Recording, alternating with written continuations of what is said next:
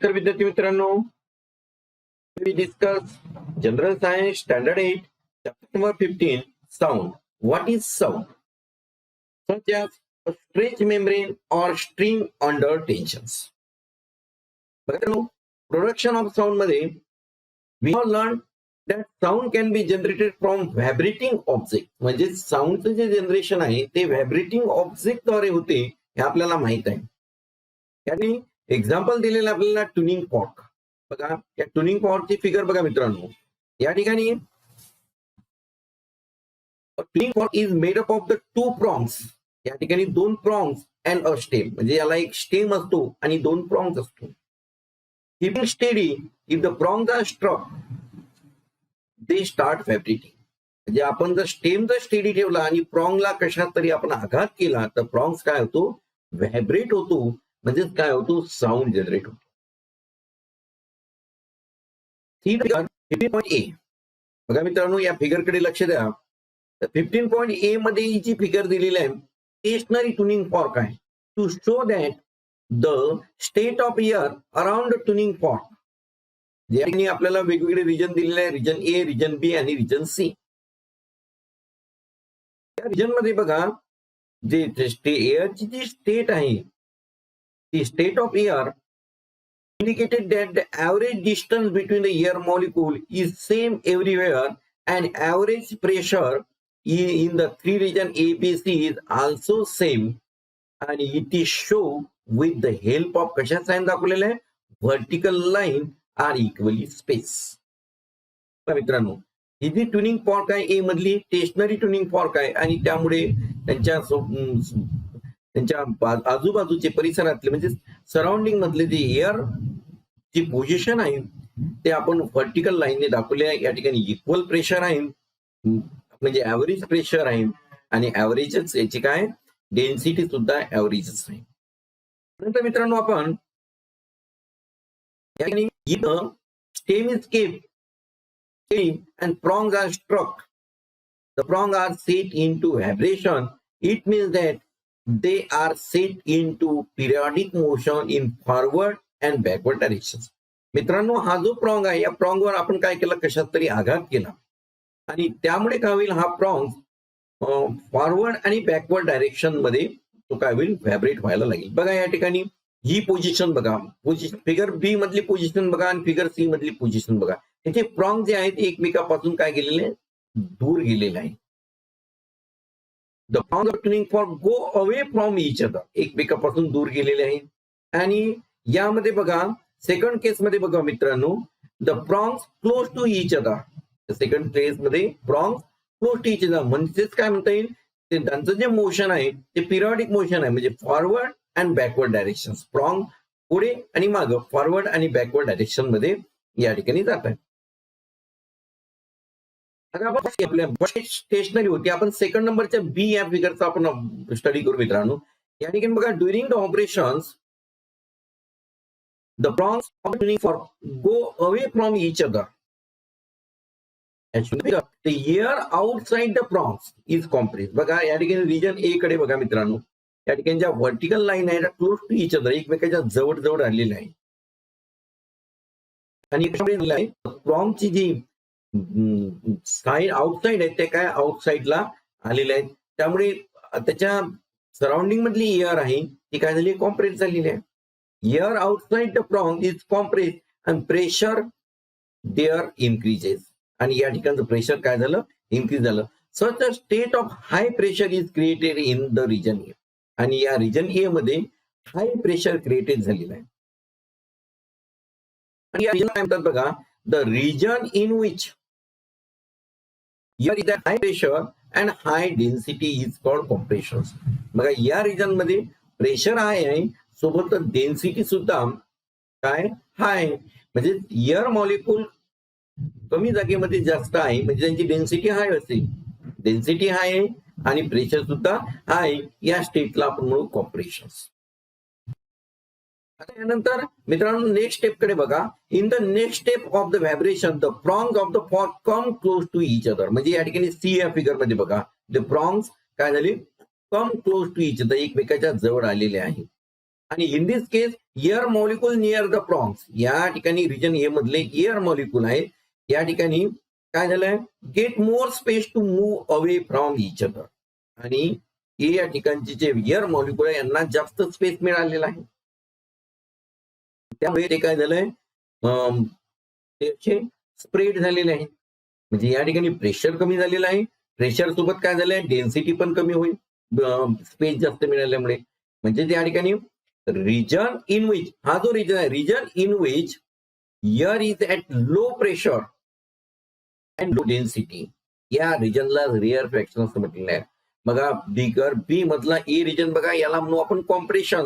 म्हणजे what is compression, कॉम्प्रेशनची definition काय करता येईल, region in which high pressure and high density is called compression. आणि फिगर सी मधलं बघा region A, the region in which low pressure and low density is called rarefactions. हे म्हणजे यामध्ये रेअर फ्रॅक्शन आणि कॉम्प्रेशन अशा प्रकारचे दोन्ही तयार झालेले आहेत. However, the air molecule in the, see the figure C in the region B. मित्रांनो या ठिकाणी बघा, air molecule in this region which were in compress state earlier. बघा या ठिकाणी ए या रिजन मध्ये जे एअर मॉलिक्युल कॉम्प्रेस स्टेट मध्ये होते, transfer their energy to the air molecule in the next region B. बघा या ठिकाणी एअर मॉलिक्युल कॉम्प्रेस स्टेट मध्ये होते, ते ट्रान्सफर एनर्जी कोणाला करताय, बी या रिजनला करताय. त्याच्यात काय म्हणता येईल, which were compress state earlier in the region A transfer their energy to the air molecule in the next region, म्हणजे region B. So air in that region goes to compress state. म्हणजे B या region मधले जे air molecule आहेत हे कोणत्या स्टेटमध्ये आले, कॉम्प्रेस स्टेटमध्ये आले. म्हणजे या ठिकाणी हाय प्रेशर आहे आणि हाय डेन्सिटी आहे. Such a periodic motion of prongs creates, म्हणजे फॉरवर्ड अँड बॅकवर्ड डायरेक्शन्स, म्हणजे in to and fro motions, म्हणजे याला पिरियॉडिक मोशन म्हणू. Such a periodic motion of the prong create compression and rarefaction in the air. Air मध्ये काय करतो, compression, rarefactions. These are propagated away from the prongs, आणि हे काय होतो, प्रॉन्स पासून दूर दूर पर्यंत जातो. Propagated away from the prongs. These are nothing but sound waves, आणि यालाच आपण दुसरं काय न म्हणता काय म्हणू आपण, साऊंड वेव्स असं आपल्याला म्हणता येईल. When these waves reach our ear, म्हणजे हे जे वेव्ह आहे हे आपल्या कानापर्यंत जेव्हा पोहोचतील, when these waves reach our eardrum vibrates and accordingly specific signal reach to the brain. आणि आपल्या विशिष्ट सिग्नल आपल्या ब्रेनला पोहोचतो and we get a sense of hearing a sound. आणि त्यामुळेच आपल्याला ध्वनीचा आवाज म्हणजे साऊंड सेन्सेशन आपल्याला जाणवतो. If sound waves are generated in air, मित्रांनो if sound waves is generated in air, what moves away from the source, source पासून काय पुढे पुढे जातो, is it air itself or state of compression and rarefaction created in the air. बघा मित्रांनो, air molecule does not move from their positions. ते काय करतात, फक्त जागच्या जागी व्हायब्रेट होतात. म्हणजे त्यांचं कॉम्प्रेशन आणि रेअरफेक्शन ती एनर्जी ट्रान्सफर करतात one molecule to other molecules. म्हणजे या ठिकाणी state of compression and rarefaction created in air is transfer from one region to another region. Then we see propagation of the sound and media. मित्रांनो in the standard 6 मध्ये आपण हा भाग अभ्यासलेला आहे. काय बघितलंय आपण, the sound travel through medium. त्यामध्ये मीडियम मध्ये असेल सॉलिड, लिक्विड और गॅस, आणि reaches us. But what if such medium does not exist between the source of sound and ear. म्हणजे जो सोर्स आहे आणि आपला इयर आहे या दरम्यान जर जो मीडियम आहे ते नसेल तर व्हॉट हॅपन, काय होईल बरं बघा. दिस इज द एक्सपेरिमेंट. या एक्सपेरिमेंट मध्ये आपल्याला काय दिसतंय की medium is necessary for propagation of the sound. In this medium is ear. The sound generation and propagation in medium like ear. The simple experiment can prove this. The experiment arranged as shown in the figure. In this experiment, a vacuum tied bell jar. बघा या ठिकाणी vacuum tied bell jar आहे. is placed on the smooth horizontal surface. या smooth surface वर काय केलं आपण ठेवलेलं आहे. The bell jar is connected to the vacuum pump via tube. हा जो ट्यूब आहे या ट्यूब द्वारे vacuum pump कनेक्ट आहे. We can remove the air inside the bell jar using vacuum pump. आणि व्हॅक्यूम पंपचा उपयोग करून आपण या बेल जार मधली जी एवढी काही एअर आहे ती आपण बाहेर काढू शकतो. As shown in the figure, the bell jar contain an electric bell. बघा बेल जार मध्ये इलेक्ट्रिक बेल आहे आणि which is connected to the power supply through the lead of the bell jar. आणि या इलेक्ट्रिक बेलला जो पॉवर सप्लाय मिळाला या lead द्वारे लीड मधून आपण या बेल जारचं जे बूच आहे त्या बूचद्वारे पॉवर सप्लाय आपण याला प्रोव्हाइड केलेला आहे. मित्रांनो या ठिकाणी बघा at the start of the experiment आपण जर एक्सपेरिमेंट स्टार्ट करताना आपल्याला काय करता येईल. At the start of the experiment vacuum pump is off and the bell jar contain air. If the key to the electric bell is now switch on, the bell start ringing and ringing can be heard from outside the bell jar. म्हणजे या ठिकाणी जर आपण याला power supply on केला switch on केला तर काय होईल बेल काय होईल रिंग होईल. इलेक्ट्रिक बेल रिंग व्हायला लागेल आणि जेव्हा रिंगिंग होईल त्यावेळेस या बेल जार मध्ये काय एअर आहे आपल्याला माहित आहे आणि त्या एअर असल्यामुळे त्या ठिकाणी आपला साऊंड काय होईल प्रोपोगेट होईल आणि तो जो साऊंड आहे तो आपल्याला we can heard from outside the bell. आपण हा साऊंड बेलच्या बाहेर सुद्धा आपल्याला ऐकायला येईल. Now in the second case the vacuum pump is switch on is starting removing the air from the bell jar. म्हणजे आपण व्हॅक्यूम पंप जर सुरू केला यातून हवा काय काढेल ते बाहेर काढायला सुरुवात करेल. As the quantity of the air inside the bell jar decreases. या बेल जार मधली जी एअर आहे एअर क्वांटिटी कमी कमी व्हायला लागेल आणि the level of ringing sound heard outside also decreases. यामधला आवाज सुद्धा आपल्याला कमी कमी ऐकायला यायला लागेल. If the pump is operate for sufficiently long period the quantity of air like inside the bell jar will be low. म्हणजे जसं की यामधली हवा म्हणजे एअर त्याची क्वांटिटी कमी कमी होत जाईल तसं त्याचा जो साऊंडची जी क्वांटिटी आहे ती सुद्धा आपल्याला कमी कमी म्हणजे level of ringing sound will also be very low. This experiment demonstrate that काय दर्शवतो आपल्याला sound generation and propagation need a medium. म्हणजे साऊंडच्या जनरेशनसाठी आणि प्रोपोगेशनसाठी सुद्धा मीडियमची आवश्यकता असते. If the air inside the bell jar is totally removed, जर आपण या बेल जार मधली एअर पूर्ण काढून टाकली तर काय होईल what will happen we will enable to hear the sound of the ringing bell. आणि यातली जर आपण पूर्ण हवा कमी केली तर आपल्याला साऊंड ऐकायला येणार नाही. We will enable to hear the sound of the ringing bell. तर this is the experiment show that the medium is necessary for propagation and generation of sound. Then we see here is the two astronauts on the moon talking to each other directly. बघा दोन astronaut मूनवर एकमेकांशी बोलत आहे. will be unable to listen to each other. आणि त्यांना एकमेकांचं ऐकायला येणार नाही. Why even if they are close to each other the moon does not have any atmosphere. We know that मूनवर कोणत्याही प्रकारचं ऍटमॉस्फिअर आहे का नाही आणि त्यामुळे medium we know that medium is necessary for generation and propagation of the sound. since there is no medium which is necessary for generation and propagation of the sound between the astronaut, direct propagation between them is not possible. त्यांच्यामध्ये direct conversation communication होणार नाही. Therefore, astronaut use some other technology like our cell phone.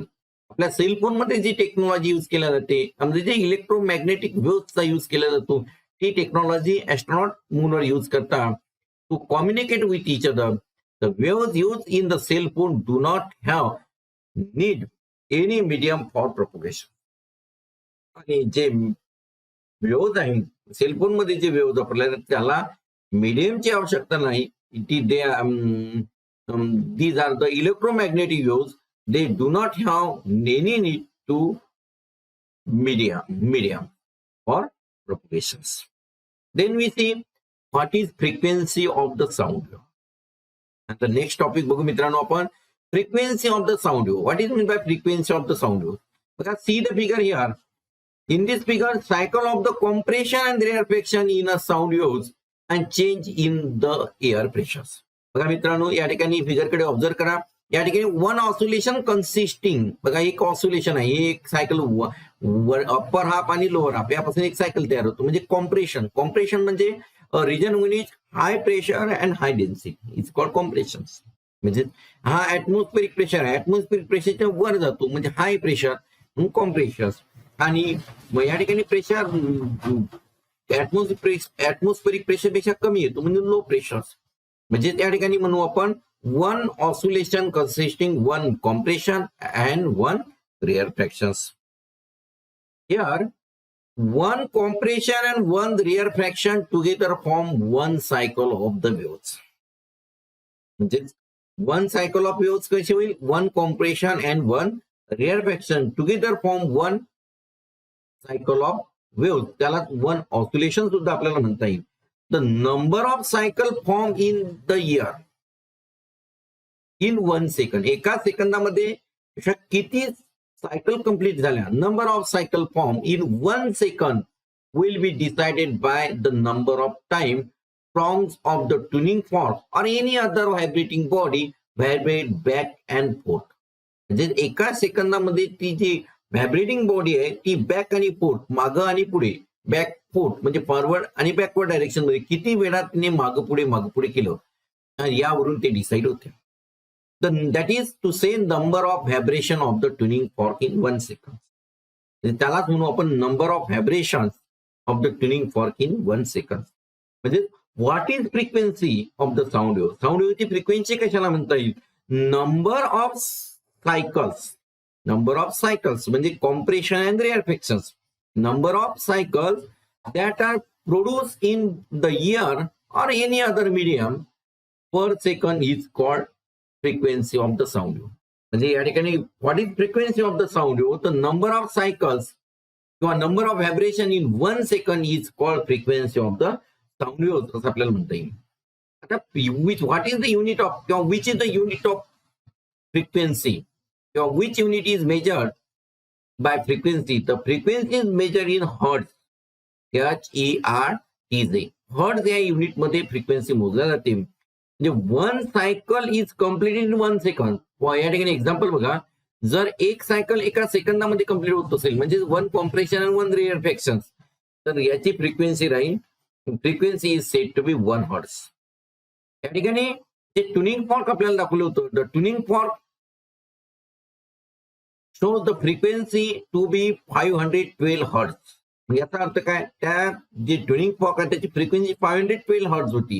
It means that the fork vibrate 512 times in per second. एका सेकंदात 512 times काय होते, vibrate होते.